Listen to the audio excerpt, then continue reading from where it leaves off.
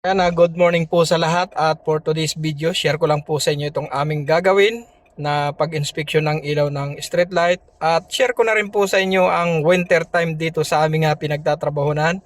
Sobrang lamig na rin po ngayon dito at kung mapapansin po ninyo nakabunit na po ako at nakadubli na rin ako ng damit ko. Yan, pero tagos pa rin yung lamig. So nakapagpakita sa inyo yung aming inspeksyon na ilaw ng street light.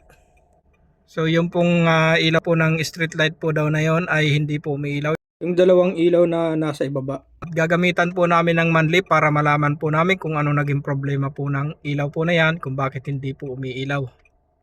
So ayan, kung interesado na po kayong malaman kung paano namin i-check yung ilaw na hindi umiilaw, yung street light po nga na hindi umiilaw. So ayan, wag na po natin patagalin pa ang intro po na ito. Let's go.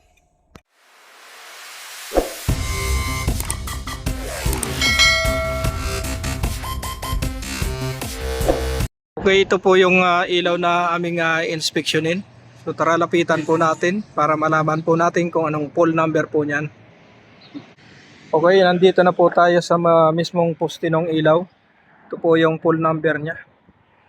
204. Kaya hintayin ko lang pong saglit yung manlip para malaman po kung ano yung naging problema po nitong street light po na ito.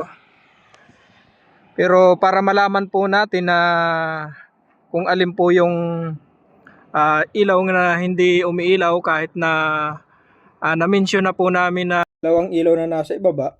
So kailangan po rin nating i-double check. Kailangan switch on po natin yung power supply niya para umilaw siya at malaman kung alin talaga yung may problema na ilaw dyan sa apat po na yan. So yan, hintayin ko lang po yung manlip na dumating at dito po namin ipupisto sa lugar po na ito para hindi po makasagabal sa mismong daan kasi live road po itong lugar po na ito. Yan, may mga dumadaan dyan na sasakyan. Kailangan safe po yung ating pagtrabaho. Kailangan dito po sa ibabaw po na ito. At yan po yung ating gagawin nga na ilaw. Okay, dumating na po itong gagamitin namin na manlip. So papupwestuhin ko lang muna siya sa tabi. At pagka okay na po yung ramp na pagdadaanan niya dito sa gilid po na ito, so saka po natin siya paakyatin para hindi po makasagabal ng mga sasakyan na dumadaan. Dito ko papupwestuhin itong manlip para sa pag-akyat niya, para makaakyat siya ng maayos. Hindi pwede dito sa lime road na to kasi delikado, unsafe yung ating area. So dito yung possible niya na makaakyat siya ng walang magiging problema. So kailangan i-settings lang natin yung ramp niya, yung plyboard dito sa ibaba. Yan. So yan, nailagay ko na yung isang plyboard para makaakyat ng maayos yung ating manlip. Yan yung kanyang plyboard ramp.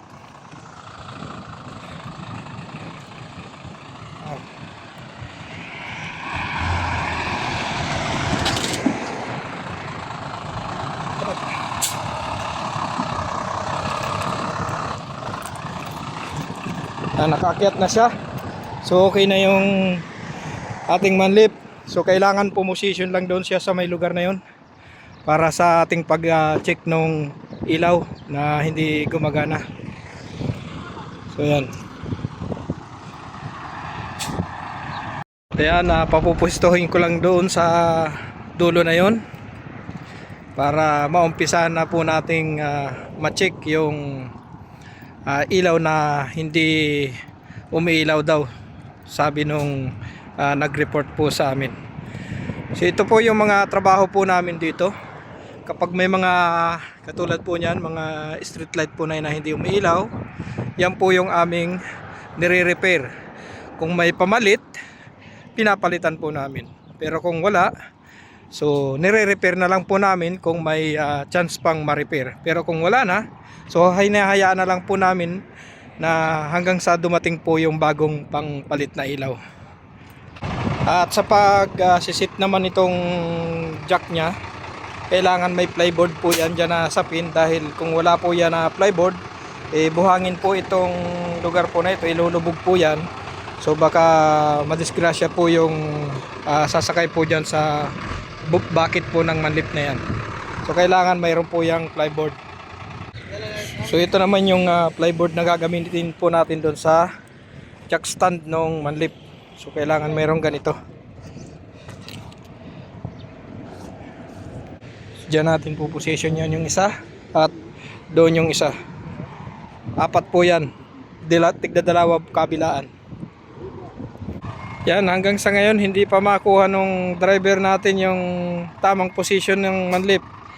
Kasi dito malambot na masyado yung buhangin. So although na mayroon naman tayong plyboard stand, to yan, dalawa na yan, dalawa yung kabilaan at dalawa din dito sa lugar po na ito, apat po yan lahat. So yan, update ko po kayo pagka na settings na po namin ng maayos yung manlip at kapag nag-inspection na po yung aking electrician.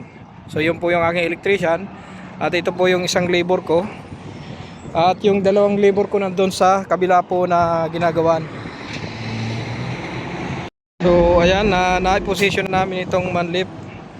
Susubukan namin na sa ganyang position maabot na yung ilaw na aming inspeksyonin. So yan, subukan lang namin na sa ganyang position kaya na yung ilaw abutin. So sa palagay ko hindi ata aabot kasi medyo maiksi yung boom ng manlip namin na ginagamit. Pero susubukan pa rin namin sa ganitong position.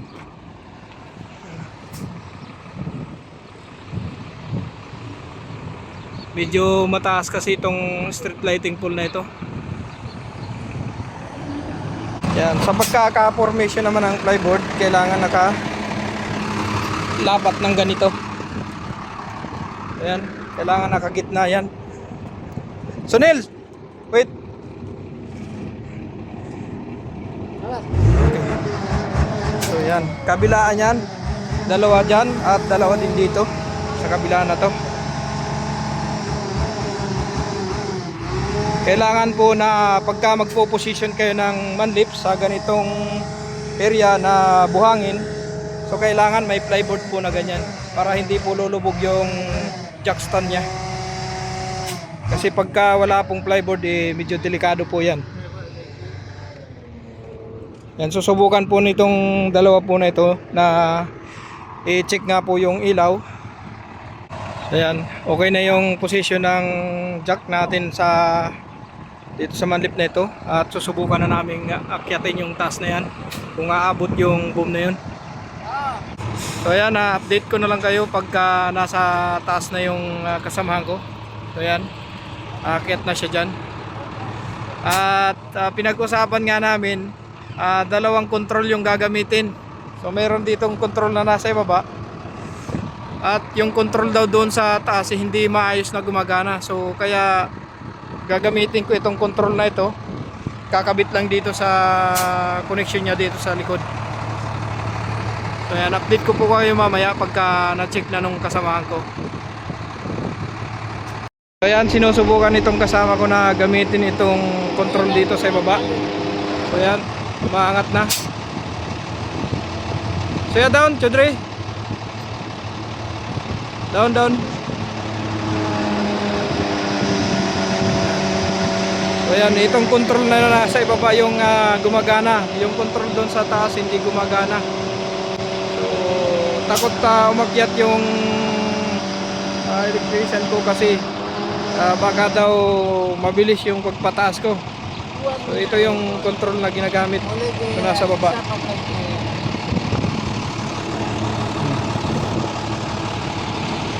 So yan lang yung control na gagamitin namin ngayon. Yan, tatanggalin namin itong manlip na to kasi sira yung control nya dun sa taas na yun. So ito lang yung gumagana nasa baba na to. Update namin kayo mga buddy. Pagka papalitan kasi namin tong manlip na to. Kailangan yung control nya nandun sa bakit na yun. hindi dito sa ibaba. Okay, sa part nga po ng video po na ito ay pinalitan po namin yung manlip na ginagamit namin kahapon. Bali itong video po na ito ay kahapon pa po ito, ngayon ko lang maiko-continue dahil hindi nga po umubra yung manlip na ginamit po namin kahapon. So pakita ko po sa inyo yung ginagawa namin kahapon. Bali dyan po kami nakapwesto kahapon. Sa ngayon pinalitan po namin ng manlip, kaya wala po yung manlip dyan, nandun po sa may likuran. Tara, baba po tayo para maipakita ko po sa inyo. So ayun po yung bagong ipapalit namin na manlip. Kasing laki lang din kahapon ng manlip na ginamit po namin. So dito muna namin ulit pupwesto. So yan po ay okay na po yung kanyang switch button doon sa control. Okay na po yung nasa bucket. So yan po yung kailangan namin. So tara, puntahan po natin dito sa kabila po na ito. Pag nakaakyat na po yung manlip na yon doon sa gutter na linalagyan ng mga kasama ko ng ramp board. So ayan, nakaakyat na po yung manlip na bagong ipinalit po namin. Pinupunta na ng mga kasama ko. So papupwestuhin lang namin ng maayos dyan sa dating pinistuhan ng nung isa kahapon. Kaya ipupwesto lang namin ng maayos para mapuntahan na po namin yung ilaw na inspeksyonin. Hopefully matapos na yung problema po ng ilaw po na yan ngayon, dahil may mga gagawin pa po kaming iba. So dyan, kasi pagka hindi po siya masyadong idinikit at ipinisto ng maayos, mukhang hindi aabuti ng bakit po itong manlip po na ito, dahil medyo maliit po siya, hindi po siya masyadong kalakihan. Kaya kailangan maipusto po ng maayos itong manlip. At update ko po kayo ulit kapag na-pwesto na po nitong mga kasamahan ko itong manlip. Puntahan na po nung electrician ko dyan sa taas, dahil papakuhanan ko din po ng video at papipicturean ko din sa kanya kung ano yung mga naging problema nitong ilaw na ito na dalawa, kung bakit hindi siya umilaw. After nga po na maiposisyon itong mga kasamahan ko itong manlip bilang electrical foreman po nila, kailangan ko lang pong i-double check at inspeksyonin yung pagkakalapat po nitong jack stand dito po sa plyboard, harap at likod. Yan, para po yan sa kaligtasan po nung aakyat sa itaas, yung magi-inspeksyon po nung ilaw. So ayan, ito po yung likuran at yan naman po yung harapan. Tigdalawa pong plyboard yan. At sa tingin ko naman po ay nasa maayos naman po yung pagkakalapat nitong mga plyboard. So ayan, ready na po itong gamitin at proceed na po yung aking electrician doon sa itaas para ma-inspection niya na yung dalawang ilaw po na hindi po umiilaw. So ayan, pinakyat ko na yung dalawa kong tao para mapuntahan yung ilaw po na yun. Try namin kung aabot na itong posisyon na to. Pero pinasususong ko yung ilaw doon sa isa kong tao doon. Kailangan ma-switch on yung supply para malaman namin. So ayan, naka-switch on na. Ayan, ilan yung hindi umiilaw. Ayan, dalawa yung nasa baba nga na ilaw na medyo maiksi yung arm. Yan pala yung hindi umiilaw. So ayan, hopefully magawa na. Yan, para matapos na yung problema nitong poste na to. At least magawa man o hindi, malaman namin kung ano yung naging problema nitong dalawang ilaw na ito, kung bakit hindi umiilaw. So ayan, mukhang sa tingin ko naman ay aabot naman yung manlip sa ganitong position nga na paislan. Medyo mahangin po ngayon, kaya medyo siguro yung ating video ay medyo malagaslas. Okay, sa wakas abot yung ating manlip sa ganitong position, umabot, paislan. Ayan, at naayos na rin ng aking electrician yung problema nitong street lighting pole na ito, yung dalawang ilaw nga po na hindi umiilaw kanina. At ang problema nga lang ay hindi po na-videohan ng aking electrician kung ano yung naging problema. Pero ang sabi niya sa akin, na-picturean naman daw niya.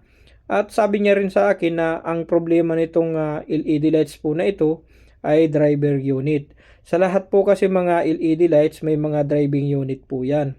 Yun po yung madalas na nasisira po sa katagalan na paggamit po ng ilaw po na ito. At least kahit hindi po niya nabidyohan, ang importante po ay naayos po ang problema dito sa street lighting pole na ito. At i-indicate ko na lang po yung picture dito po sa video. Guys, kahit sa picture lang po ay maipakita po namin dito sa video po na ito kung anong klase po yung driving unit na nakalagay po sa ilaw na katulad po nitong LED lights na ginagamit po namin dito. So ayan, okay na po yung ilaw na ni-repair namin. Bali hindi po nakuhanan ng electrician ko ng video kasi nakalimutan daw niya. So at least okay na. Kahit pa paano nasolve na yung problema nitong street light na ito.